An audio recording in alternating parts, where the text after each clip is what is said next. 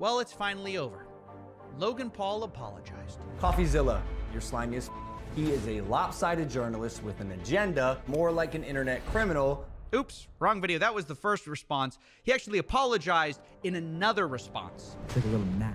It's like a little annoying gnat. It bothers me. The defamation lawsuit, that is happening because this is wrong. This is wrong. Hold on, wait a second. That's not it either. Turns out it's actually on his secondary channel. That's why I couldn't find it. So the long-awaited Coffeezilla response to Logan Paul's 3 responses is finally out, and it's a pretty good video. To be expected, right? It's Coffeezilla. We got high expectations now for him, but he is delivering. And throughout his video, he makes a bunch of valid points, and he makes a couple of jokes and jabs at Logan Paul, which are pretty funny and pretty deserved. They're really sprinkled out throughout the video in subtle ways, while also acknowledging that it's not really a perfect response either. There are still major problems here.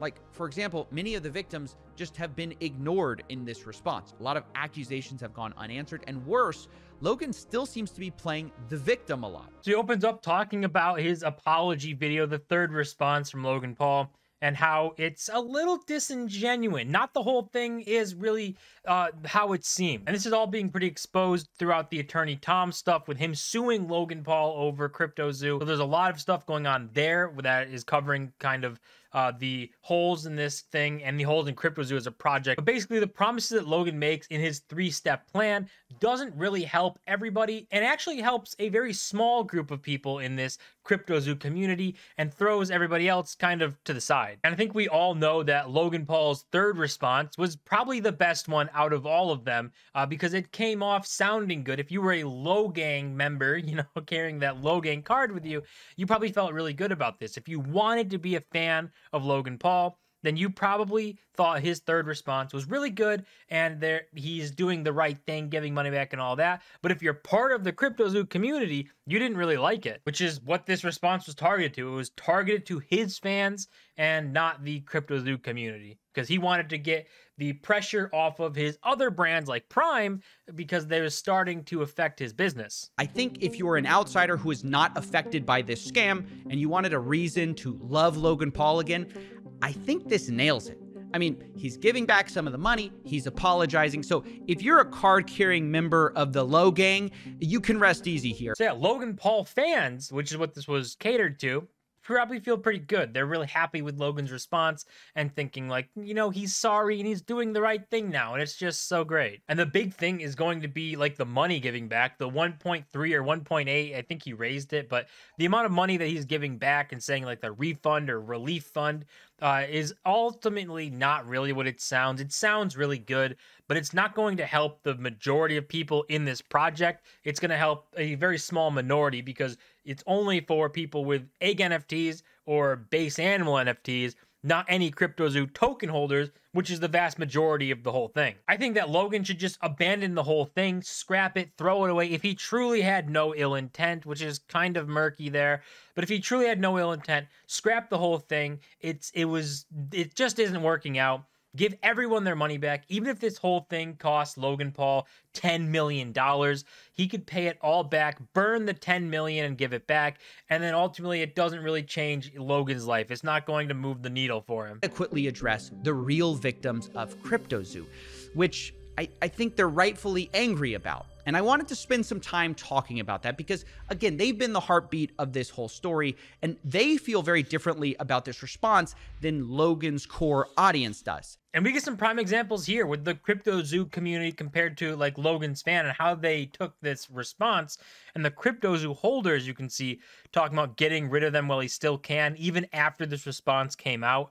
And someone else saying he's running away, knowing that a storm is coming after his announcement. So it's just crazy. Like the community that this should be aimed towards isn't happy with the response and knows that it's not really, you know, legitimate or genuine. It's not having the best intent, because Logan, even if of his other Discord message that he's put out, it just isn't genuine. Like, Logan really wants to be like the victim here, and he wants to seem like he's the one who's the victim and not the people that got scammed by CryptoZoo. And it contradicts the people that follow Logan. These are Twitter responses from his video saying, you know, this is a pretty clear plan. Welcome, sir. And then great video, Logan. I wish you success in rebuilding the project. So it's a big kind of drift there where people who weren't really involved love this response, think it's amazing for Logan. The people who were involved, not so excited about it. And just to quickly sum up, one of the biggest problems and holes in Logan Paul's response and his plan is the money he's putting up, the 1.3 or 1.8 million. I think it's at 1.8 now. He's putting up as a relief fund or refund type thing. It's not really as good as it sounds. And you start to get into a territory like, how much money should it be? What should Logan do for money? When he does this refund thing, it alienates a large portion of the CryptoZoo people and investors and community, because it takes the majority of them and takes, you know, the subclass of very, very small number of people who don't have cryptos, who only have the NFT, the base egg or base animal. Those are the only people that can get money from this. Not to mention, if you sold CryptoZoo because it seemed like the project was abandoned, you're screwed too. You're out of luck. They say Logan agrees with, you know, you locked in your losses, you lost your money. So it's just kind of crazy. Like, it sounds genuine in his response video, but behind the scenes, Logan isn't as genuine. He seems very jaded at the whole thing. And for that money fund itself, he compares ETH prices, and he does this intentionally to say that he's returning the 0.1 ETH that you minted for 0.1 ETH. He's doing 1-for-1 for ETH, but not dollars. Because at the time that CryptoZoo launched and that mint price came around, the 0.1 ETH was $350. Now that 0.1 ETH is around $150. So if he would have said, you paid $350, I'm going to try and give back $150, that doesn't sound as good. That kind of ruins the saying. It ruins how good it comes off. But Logan Paul genuinely seems to believe that he is the victim here. Logan replies instead, quote, "I will no longer be the scapegoat for anyone's financial decisions," which is a wild response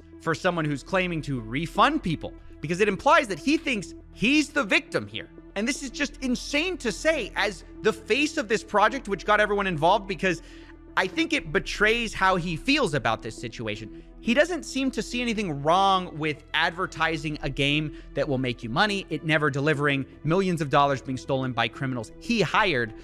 And then when all of those people want their money back, he feels like he's the scapegoat. And it is crazy that Logan Paul, I think he actually does genuinely think he was a victim, even though the biggest thing that's not being talked about by Logan Paul is the group chats, the market manipulation chats, the don't sell before $200 million market cap, don't sell X amount to impact the market this amount.